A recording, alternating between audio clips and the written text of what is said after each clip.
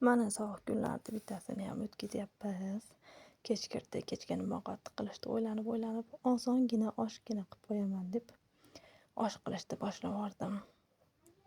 Bu yoqda mana piyozlarni go'shtlarni solib qovurib, bu yoqda sabzilarni to'g'rab qo'ydim.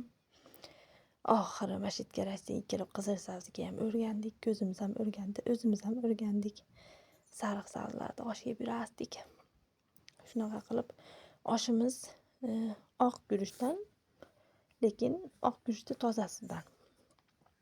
Kimga qanaqa guruchdagi osh yoqadi, menga oq guruchdagi osh yoqadi.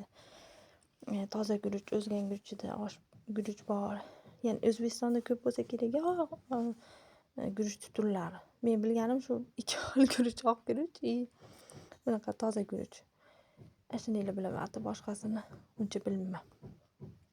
Shunaqa qilib, o'sha osh damlayapman ekan, qaranglar, o'sha videoda gapirgancha o'sha osh damlab yuboryapman ekan. Mazasi shirin, bu guruchni ham zo'r chiqadi. Ancha ko'proq oq guruchda qilaman.